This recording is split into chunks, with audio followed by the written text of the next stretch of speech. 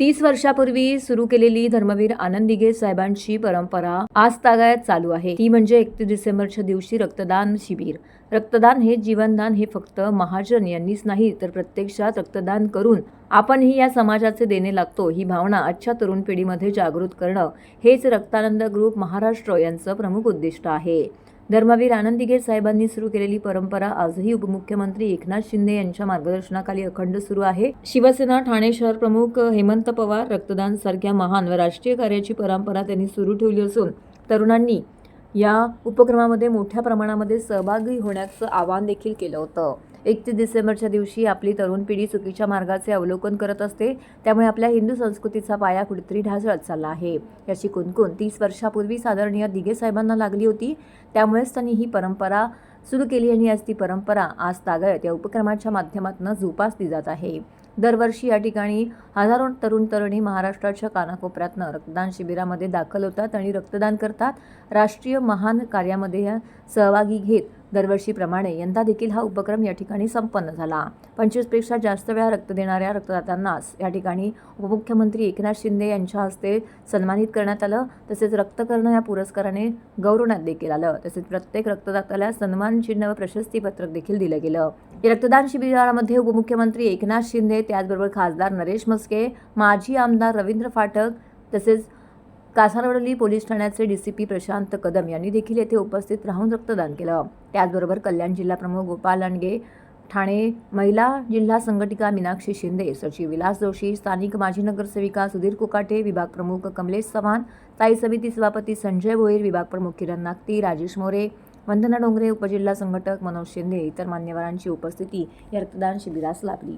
खऱ्या अर्थाने मी काम करत असताना दिघे साहेबांची शिकवण, बाळासाहेबांचे आशीर्वाद कायम पाठीशी होते आणि एक समाजसेवा म्हणून एक मुख्यमंत्री पद हे सेवा देण्याचं पद होतं आणि म्हणून मला काय मिळालं यापेक्षा या महाराष्ट्राला मी काय देणार आहे, या महाराष्ट्रातल्या जनतेच्या मनामध्ये जीवनामध्ये सुख समृद्धी आनंद कसा आणता येईल या दृष्टीने आपण सगळेजण प्रयत्न करूया।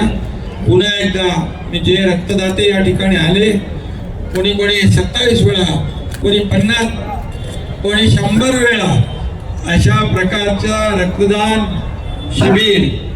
रक्तदान केलं आणि त्यांना रक्तकर्ण पुरस्कार देखील या ठिकाणी प्राप्त झालेला आहे आणि म्हणून मी त्या सगळ्यांचं मनापासून अभिनंदन करतो आणि या सगळ्यांचं रक्तदान करत असताना बघून मी देखील दरवर्षी आता रक्तदान करतोय, याचा आनंद आणि समाधान आहे।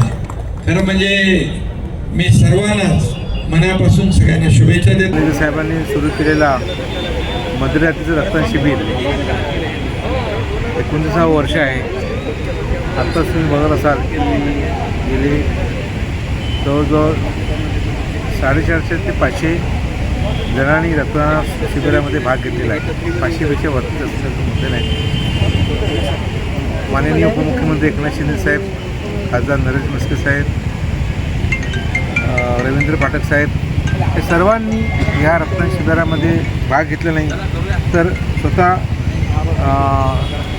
रक्तदान केलेलं आहे। असे कितीतरी आपल्या पोलीस महिला भगिनी असतील, पोलीस बांधव असतील आणि आमच्या सर्व ठाणे शहरातले शिवसैनिक असतील, कल्याण डोंबिवलीमध्ये शिवसैनिक असतील, बदलापूर आणि महिलांचा पण उत्स्फूर्तपणे सहभाग ह्या कार्यक्रमाला लाभलेला आहे।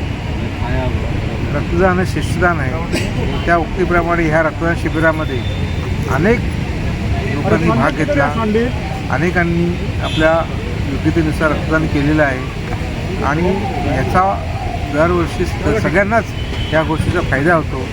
आपण ठाणे हॉस्पिटल असेल, कळवा हॉस्पिटल असेल, या इथे रक्तदान नेहमी मिळतं, ते रक्त गरज लोकांना मिळतं, मोफत मिळतं। अशा ठिकाणी आपण रक्तदान शिबिराच्या बँकेत रक्तदान दिलेलं आहे। सर्वांनी या शिबिरामध्ये भाग घेतल्याबद्दल मी सर्व नागरिकांचे व सर्व रक्तदात्यांचे तसे आभारी आहे।